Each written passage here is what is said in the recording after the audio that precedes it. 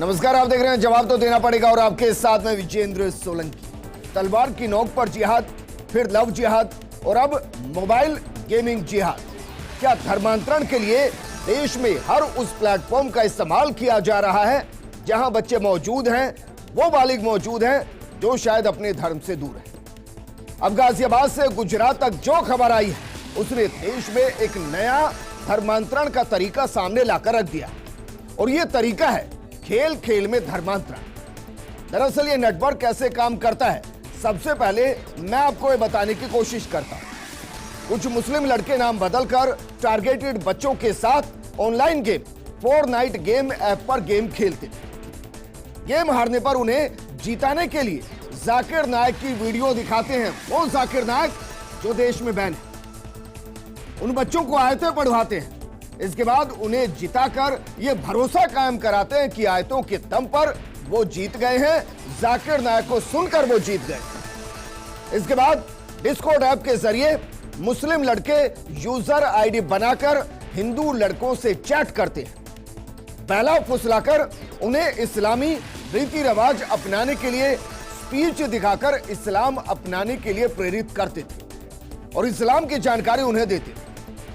Police ने online gaming के जरिए युवकों के धर्मांतरण के मामले में गाजियाबाद के सेक्टर 23 की मस्जिद के मौलवी अब्दुल रहमान उर्फ नन्नी को गिरफ्तार कर दिया और यह मौलवी इस मस्जिद में बीते 2 साल से काम कर रहा है और यही वो मौलवी है जिसने दोनों नाबालिग लड़कों को धर्मांतरण की तकरीर दी है। जबकि दूसरा आरोपी मुंबई के थाने का रहने वाला है और उसका नाम बद्दो उर्फ शहनवाज मकसूद खान बताया गया। पुलिस की टीम आरोपी को पकड़ने की कोशिश कर रही है, लेकिन यह खुलासा कैसे हुआ यह और भी ज्यादा चौंकाने वाला है।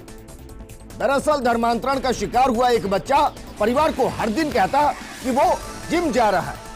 अब बच्चा या तो सुबह जिम जाएगा या शाम को जिम जाएगा।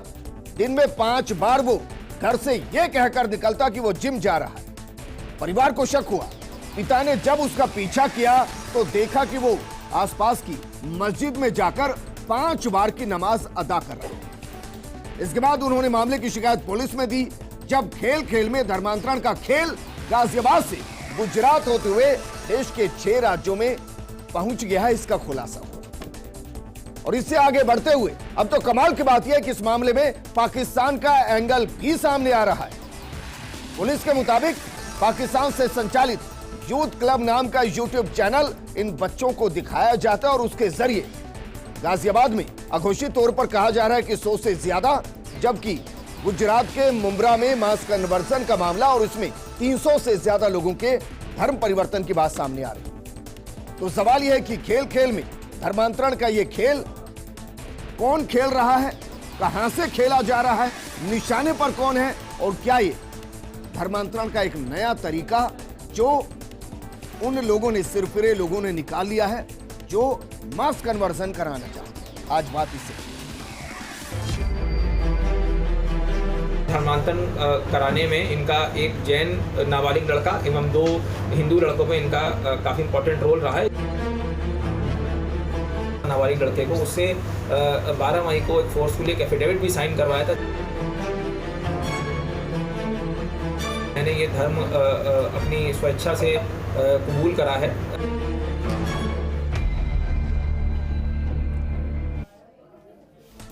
तो क्या वाकई में इस खेल खेल में जो धर्मांतरण का खेल खेला जा रहा है इसको रोका जा सकता है? क्योंकि सवाल हिंदू मुसलमान का नहीं, हमारा संविधान कहता है कि अगर कोई चाहे और अपनी मर्जी से किसी धर्म में जाना चाहे तो उसको रोका नहीं जा सकता, उसका स्वागत किया जा सकता। लेकिन क्या वाकई में धोखे के साथ धर्मांतरण कराना सही है? और क्या एक नए तरीके की साजिश है जिसमें नाबालिग शिकार हो रहे हैं? इस मुद्दे पर बात करने के लिए बेहद खास पैनल हमारे साथ मौजूद है। हमारे साथ मौजूद हैं कांग्रेस नेता राजकुमार शर्मा जी, बीजेपी नेता पंकज मीणा जी, विषय विशेषज्ञ शैलेंद्र पंड्या जी, साध्वी प्रियमवदा जी और हमारे साथ मौजूद हैं इस्लामिक स्कॉलर मोहसिन रशीद खान जी। मोहसिन भाई, एक तो बड़े दिनों के बाद आपसे कम से कम टीवी पर मुलाकात हो रही है, उसके लिए शुक्रिया आने के लिए।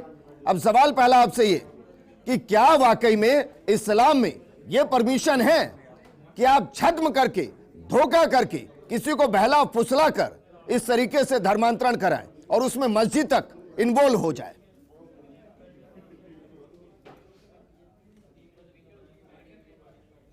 देखिए विजेंद्र भाई, सबसे बड़ी बात जो है कि ये जो डिबेट शुरू हुई ना, इसकी शुरुआत में एक सबकॉन्शियस मैसेज दे दिया गया इन बातों को कह के कि पहले तलवार के नाम पे जिहाद, फिर किसी और के नाम पे, और अब गेम पे। तो पहली बात तो ये है कि हम प्रीजुडाइज होकर बात नहीं करें। अगर जो भी इल्जाम लगे हैं, अगर आप उन्हें पहले से सच मान चुके हैं, तो फिर ये बात यहाँ पर बात करने की कोई वजह ही नहीं जी। आपका जो सवाल है वो ये है कि क्या इस्लाम इजाजत देता है छल करके किसी को अपनी तरफ लाने की? तो अपनी तरफ लाना तो छेड़िए, इस्लाम छल करने की ही इजाजत नहीं देता जी। बात इस बात पे हो रही है, आपने कहा मस्जिद तक इन्वॉल्व है, आपने कहा कि धोखे से, ये चीजें अंडर प्रोसेस है, अंडर लीगल इन्वेस्टिगेशन है। तो आप और मैं ये नहीं कह सकते कि धोखा दिया या नहीं दिया, ये काम कोर्ट का है। तो सबसे पहले हम यहाँ बैठ के जज बनना छोड़ें जी। अभी वो चीजें अंडर इन्वेस्टिगेशन है कि धोखा दिया है या नहीं। अब बात आप करें कि जो मामला आया है कि एक गेम का इस्तेमाल करके इस्लाम की तरफ उन्हें बुलाया गया। मैं आपसे ये पूछना चाहता हूं, एक बात ये समझाइए कि बागपत में 4 से लेकर 14 साल के बच्चों को धर्म परिवर्तन कराया गया और उनके नाम अनस से अमर सिंह और आपकी जोया से गुड़िया और समीना से सीता ऐसे करके बदल दिए गए। वो न्यूज तो कहीं नहीं आई। 4 से लेकर 14 साल के बच्चे 5, एक नहीं 5, और उसमें एक हिंदू ऑर्गेनाइजेशन का हाथ भी था। देखिए बात यह है कि अगर वो बच्चे, उनको किस तरीके से कराया गया था? मोहसिन भाई, आपके पास जानकारी है, जरा बताइए कैसे कराया गया उनको? उनके परिवार को कराया गया, उनको कराया गया, क्या धोखे से कराया गया? हाँ, जानकारी धोखे से कराया गया। हाँ, अच्छा, हाँ, एग्जैक्टली। तो यहां मैं आपसे ये पूछना चाह रहा हूं कि इस चीज में पहले तो आप ये बताइए कि धोखा है क्या उस बच्चे को लालच दी गई, या क्या वो 17 साल का है? या आप कंफर्म कर रहे हैं आपके चैनल से कि वो बच्चा 17 साल का है, 18 का नहीं है? जी। आप कंफर्म कर रहे हैं इस बात को? नहीं, पुलिस कंफर्म कर रही है सर, उसका परिवार कंफर्म कर रहा है। कंफर्म कर रहे हैं क्या आपने? पुलिस तो इन्वेस्टिगेशन करती है जी। परिवार तो इल्जाम यही लगाएगा।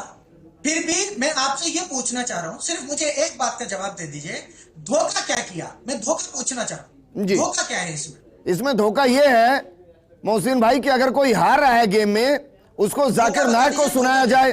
अब जाकिर नायक के आप फॉलोअर नहीं होंगे, मैं मानकर चल रहा हूं व्यक्तिगत तौर पर, क्योंकि जो हिंदुस्तान में बैन होगा उसके आप फॉलोअर नहीं होंगे, अनुयायी नहीं होंगे, उसको सुनाया जाए और फिर उसको जिता दिया जाए उसी गेम में। यह धोखा नहीं है? एग्जैक्टली।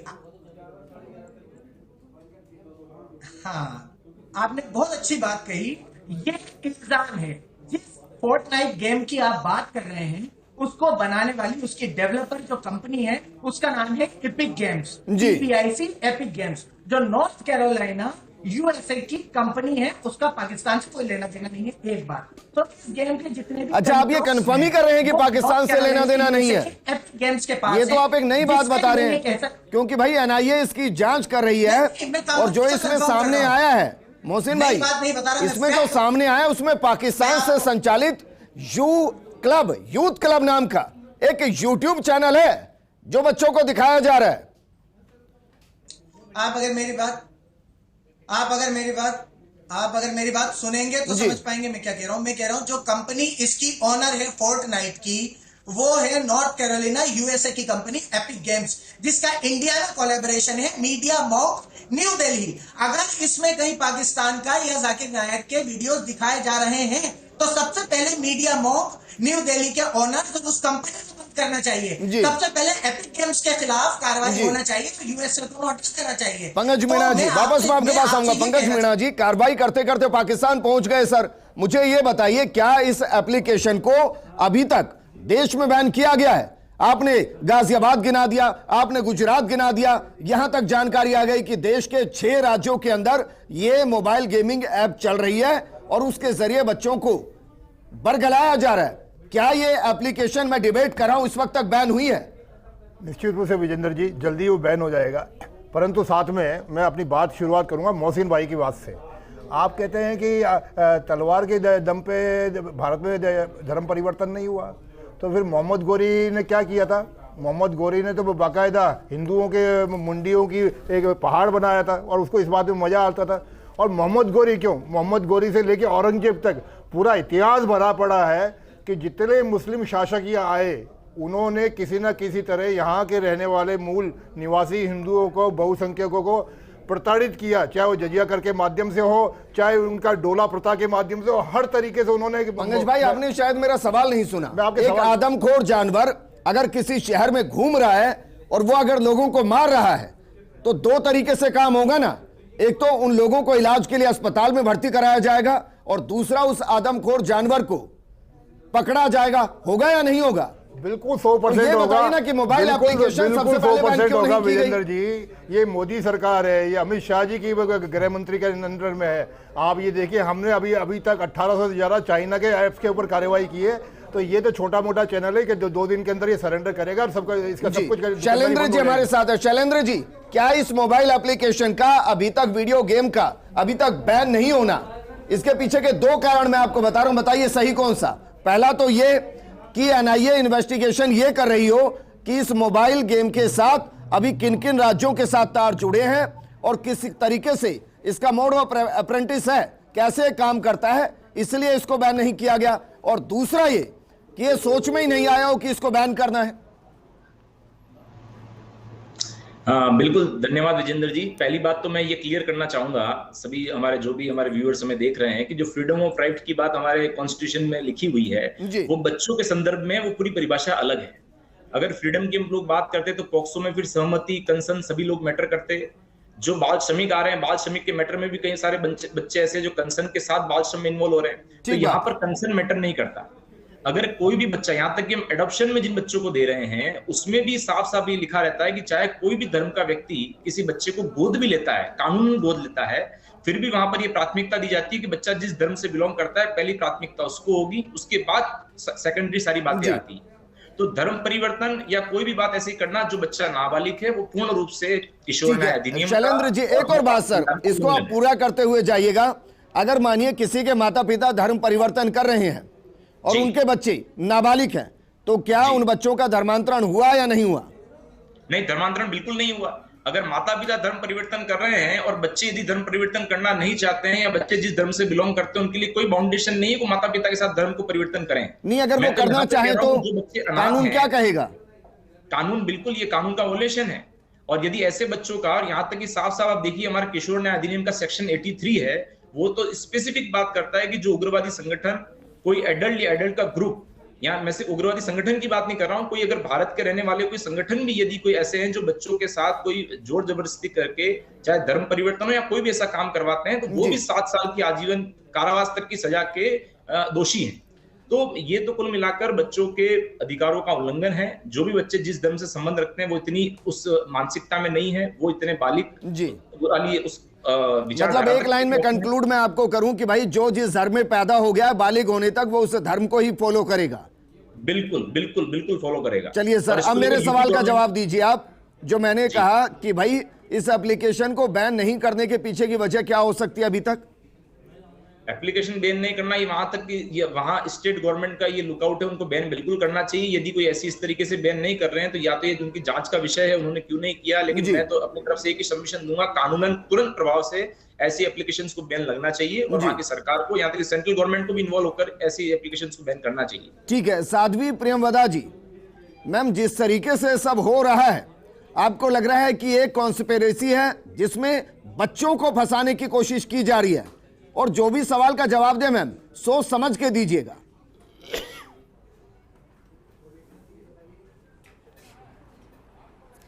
नहीं, देखिए, धर्म जो है ना उसका संबंध हमेशा आस्था से होता है और आस्था एक भावनात्मक रिलेशन है व्यक्ति का अपने से, अपने परिवार से और अपने समाज से। तो कहीं ना कहीं हमारे संस्कारों में भी कुछ तो कमी है जिसके कारण से हमारा बच्चा दूसरे धर्म के प्रति आकर्षित हो रहा है। हम किसी को षड्यंत्र का दोषी माने, किसी पर आरोप लगाएं जी। हमारा सनातन धर्म सहिष्णु है। देखिए, हम जब बात करते हैं ना तो हम सर्वधर्म की बात करते हैं, हम प्रार्थना करते हैं तो हम क्या कहते हैं, सर्वे भवन्तु सुखिनः। हमारे यहाँ विधर्मी जैसा तो कोई शब्द है ही नहीं, हम तो सबके कल्याण की बात करते हैं। तो कहीं ना कहीं हम अपने बच्चों को ही कन्विंस करने में कहीं पीछे रह गए हैं। दूसरे के ऊपर आरोप लगाने से हम अपने दोषों को तो नहीं ढक सकते ना। जी मैम, बात तो आपने अच्छी की, लेकिन इस बात का मैं मतलब क्या निकालूं? मैं मतलब ये निकालूं कि जिन्होंने मोबाइल गेम के जरिए धर्मांतरण करा दिया नाबालिग बच्चों का, उनका कसूर ही नहीं है। कसूर उन माँ बाप का है जिन्होंने नाबालिग बच्चे को धर्मांतरण से रोका नहीं, जिनको पता ही नहीं चला। मतलब मैं ये निकालूं? मेरी दृष्टि में नहीं है, मेरी दृष्टि में नहीं है। बिल्कुल आप यही निकालिए, क्योंकि बच्चों के हाथ में इतने समय तक मोबाइल है, वो वीडियो गेम खेल रहे हैं, तो माँ बाप उनके ऊपर ध्यान नहीं दे रहे हैं। हम इतने नाबालिग बच्चों की जहाँ बात करते हैं तो उनकी दिनचर्या, उनकी गतिविधियाँ हमको पता होनी चाहिए। फिर कहीं ना कहीं बातों की शेयरिंग नहीं है, परिवार में कम्युनिकेशन गैप है, जहाँ हम अपने धर्म के प्रति उन्हें सिखा नहीं पाए कि भाई वो जो चीज़, वो जो शेल्टर चाहते हैं, जो हर व्यक्ति महत्वाकांक्षी होता है, आप भी होंगे, मैं भी होंगी। जब हमारा मन टूटता है तभी तो हम ईश्वर की तरफ जाते हैं। ठीक है मैम, मुझे ऐसा लगता है कि ये बातें करना बहुत आसान होता है, क्योंकि कोई भी माँ बाप ऐसा नहीं होता जो अपने बच्चों को अच्छी परवरिश देना नहीं चाहता। ये मेरा व्यक्तिगत मत है मैम। और क्या होता है कि जिसके घर में आग लगी होती है ना मैम, दर्द भी उसी को हो रहा होता है। बाकी तो फिर ये कह रहे होते हैं कि भाई लाइटर क्यों रखा था, दिया जलाकर क्यों रख दिया, मोमबत्ती को बुझाया क्यों नहीं, फिर बातें बहुत अलग हो जाती हैं। घर तो हमारा ही। राजकुमार शर्मा जी, क्या आपको ये लग रहा है सर कि एक दौर चल पड़ा है देश के अंदर, जहां अलग अलग फिल्में भी इस तरीके की आएंगी, अलग अलग घटनाएं भी इस तरीके की होंगी और वो खुलकर सामने आएंगी? मैं बहुत साफ हूं कि अगर वो गलत है, किसी भी तरफ गलत है, तो वो 100% गलत है। बिल्कुल विजेंद्र जी, आप बिल्कुल ठीक कह रहे हैं। मैं जो बात कहना चाह रहा था वो मेरी बात आपने कह दी। कांग्रेस पार्टी इस तरह की तमाम घटनाओं का कड़ा विरोध करती है और ये घटनाएं देश में इसलिए बढ़ रही है, रोजाना दिन प्रतिदिन नई नई घटनाएं आ रही है, देश को कमजोर करने का काम किया जा रहा है। अभी मेरे साथी कह रहे थे प्रधानमंत्री नरेंद्र मोदी जी, अमित शाह के नेतृत्व में, मैं कह रहा हूं इन दोनों के नेतृत्व में देश इस तरह से कमजोर हो चुका है कि आज इस तरह की गतिविधियां हमारे देश में बढ़ रही है, चाहे वो मामला किसी भी प्रकार का हो। मैं भारत के प्रधानमंत्री से और भारतीय जनता पार्टी से अपील करता हूं कि मेहरबानी करके कांग्रेस का पीछा करना छोड़िए। कांग्रेस मुक्त भारत नहीं होगा। आप अपने देश को संभालिए, आप देश की धरती को संभालिए, देश में जितनी भी जातियां, जितने भी धर्म, जितने भी राज्य हैं, सबको निभाइए, सबको संभालिए। किसी विशेष राज्य के साथ, किसी विशेष मित्रों के साथ विशेष मित्रता बंद निभाइए। ये चुनाव तो आते जाते रहेंगे, हार जीत चलती रहेगी, लेकिन आज देश जिस दिशा में जा रहा है ये बहुत चिंता का विषय है। कांग्रेस पार्टी हमेशा कहती रही है कि देश किस दिशा में जा रहा है, ये बहुत चिंता का विषय है। और मैं आपको आपके चैनल पे एक और बात बता रहा हूं, ये घटनाएं जिस तरीके से दिन प्रतिदिन राजस्थान में, देश में, देश के अन्य राज्यों में बढ़ती जा रही है, ये बहुत चिंता का विषय, बहुत आगे जाएंगे। राजकुमार शर्मा जी, जरा बताइए सर, मैं किसी के भी खिलाफ नहीं हूं। राजकुमार शर्मा जी, मैं किसी के खिलाफ नहीं, जिसको अपनी स्वेच्छा से जिस भी धर्म में जाना है वो जाए, कोई समस्या नहीं है। लेकिन मैं, अगर आप ये कह रहे हैं तो जरा ये बताइए कि हिंदुस्तान के अंदर अगर क्रिश्चियनिटी का सबसे ज्यादा प्रचार प्रसार हुआ और व्यापक तौर पर हिंदू, दलित, ईसाई धर्म की तरफ बढ़ गए, ये कौन सा दौर था? जहां गांव के गांव, मैंने खुद देखे हैं कि गांव के गांव एक दिन पहले दलित और अगले दिन ईसाई। विजेंद्र जी, मैं यही कह रहा हूं, धर्म परिवर्तन की जो धारा है, जो नियम है, जो कानून है, उसको इतना कठोर बनाना चाहिए कि मेरी मर्जी से मैं धर्म परिवर्तन करूंगा। मेरे साथ परिवार के 5 लोग, 7 लोग, 8 लोग इकट्ठे हुए, जो भी जिस भी धर्म में जाना चाहता है, कोई ऐसा कानून बनाया जाए, इसमें ऐसी कोई लाइन जोड़ी जाए जो अपनी मर्जी से कोई धर्म परिवर्तन करने की बात सोचे, तो सारे समाज की बात सोचे। हो क्या रहा है कि मैं अगर बालिग हो गया तो मेरे जो दिमाग में आया वो मैंने कर लिया। ये जो बच्चों की बात आ रही है वो भी इसी तरह से हो रही है। और मैं आपके चैनल पर एक और बात कहना चाह रहा हूं कि हमको पेरेंट्स को भी इस बात का ध्यान रखना पड़ेगा कि हमारे बच्चे किस दिशा में जा रहे हैं। ये देश तो ऐसे ही बदल रहा है, ये देश तो ऐसे ही बदलेगा। भारतीय जनता पार्टी के, मोदी जी के राज में, अमित शाह जी के राज में देश ऐसे ही बदलेगा। लेकिन मैं आपसे अपील करना चाहता हूं, के दौर में भी बदला है। ऐसा नहीं है कि धर्मांतरण अचानक से शुरू हो गया है। अफसोस इस बात का है कि जब धर्मांतरण की बात की जाती है तो इंटरेस्टिंग क्या है पंकज मीणा जी, आपको पता है? इंटरेस्टिंग ये है सर कि अगर उधर से इधर आ जाए तो उसके लिए शब्द इस्तेमाल होता है घर वापसी, और जश्न मनाया जाता है। और इधर से उधर चले जाएं तो कह दिया जाता है धर्मांतरण। क्यों भाई? देखिए विजेंद्र जी, बड़ा कटु सत्य है कि इस हिंदुस्तान भूमि पे रहने वाले, देखिए एक बहुत अच्छे से बात ध्यान रखनी चाहिए, हिंदू धर्म जो नाम है वो किसी उपासना पद्धति का नहीं है, ये संस्कृति का नाम है। संस्कृति यानी हिंदुस्तान पे की जो भूमि है उस पर रहने वाले लोग सभी हिंदू थे, और कालांतर में कभी तलवार के जोर पे और कभी धोखे से उनको या तो ईसाई बनाया गया या मुसलमान बनाया गया। अगर आज मान लो 100 साल बाद में या 50 साल बाद में किसी को पश्चाताप होता है कि मेरे को मेरे पिताजी को या मेरे दादाजी को गलत हिंदू से बदला गया, तो आज क्या दिक्कत है? आप क्या कह रहे हैं? हिंदू क्या है? धर्म है हिंदू, हिंदू जीवन शैली है, धर्म सनातन है सर जी। और हिंदुस्तान में रहने वाला हिंदू पता क्यों है? क्योंकि वो हिंदू जीवन शैली को अपनाता है। उसमें मुसलमान भी बाकी भी हैं, ऐसा नहीं है। तो आप इसको इस तरीके से तो कंफ्यूज मत कीजिए कि भाई अगर कोई मुसलमान है तो हिंदुस्तान में रहता हुआ हिंदू। हिंदू तो जीवन शैली है कि आप जीते कैसे हैं, धर्म तो सनातन है। यहाँ थोड़ी सी दिक्कत हो जाती है। कुछ धर्म के लोग आज भी अपने ओरिजिन जो जहाँ से है वहाँ के प्रति वफा रखते हैं, वहाँ के प्रति अपनी श्रद्धा रखते हैं, तब दिक्कत हो जाती, तब हमारा राष्ट्र जो है कहीं ना कहीं एक प्रश्न चिन्ह लग जाता है। और वही कारण है कि आज अब 14 अगस्त आती है या पाकिस्तान क्रिकेट आप बताइए सर, पाकिस्तान जिंदाबाद तो और इंटरेस्टिंग भाई मोहसिन भाई मेरे साथ बैठे हैं, हम उम्र है, उनका ओरिजिन क्या है? अगर उनका ओरिजिन हिंदुस्तान नहीं तो नहीं, बिल्कुल उनका ओरिजिन हिंदुस्तान है और उनके फोर फादर्स भी सनातनी थे और हिंदू ही थे।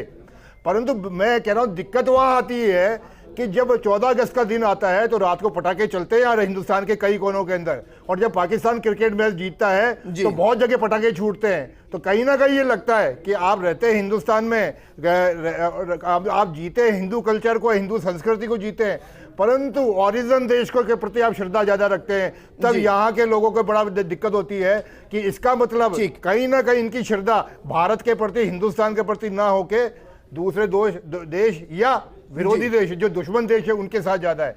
दिक्कत वहां जाके होती है। दुश्मन देश के साथ तो फिर पकोड़े भी खाए जाते हैं, शोल भी लिया जाता है, देखिए फिर वो क्यों होता है? विजेंद्र जी, मुझे मैं लगता है कि ये प्रश्न बिल्कुल वाजिब नहीं है। ऐसा थोड़ी ना, देश की जनता कर ले तो गलत। मोहसिन रशीद जी, एक चैनल मोहसिन रशीद जी, मैं बहुत गंभीर सवाल कर रहा हूं सर। ये इशू होते हैं, आम आदमी से तोलता नहीं, गलत है। नहीं, मैं किसी को नहीं तोल रहा सर, सब देश के अंदर सब कॉमन मैन है। 100% गलत है विजेंद्र जी, आप चुप सब कॉमन मैन है सर। भारतीय जनता पार्टी बर्दाश्त नहीं करेगी, अलग होती है। और एक चौराहे पे बैठ के अरे सर तो कार्रवाई कीजिए ना, वही तो मैं कह रहा हूँ भाई। मैंने क्या कहा, जो गलत है वो गलत है, आप कार्रवाई कीजिए। लेकिन मोहसिन जी भाई मुझे ये बताइए, एक मस्जिद के अंदर अगर धर्मांतरण किया जाता है और एक नाबालिग का किया जाता है तो क्या इस्लाम इसकी इजाजत देता है?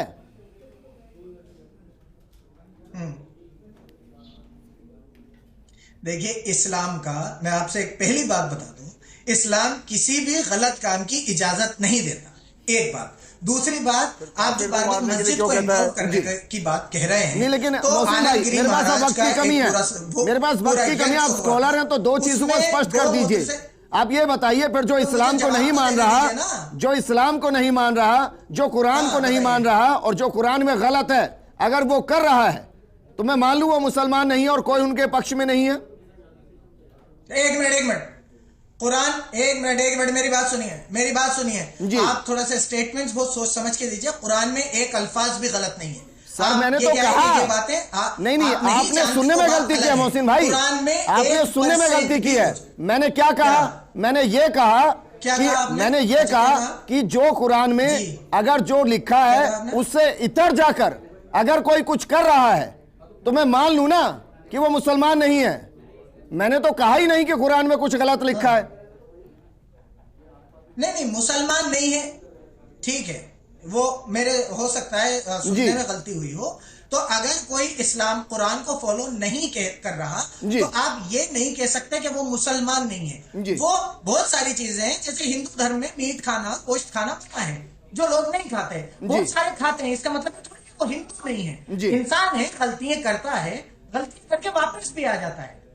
तो आप ये कह रहे हैं कि जो ये इस तरीके से मोबाइल गेम का इस्तेमाल करके जो धर्मांतरण किया जा रहा है ये वो गलती है जो वो जानबूझकर कर रहा है और उसकी सजा दे दीजिए, छोड़ दीजिए, आप ये कह रहे हैं?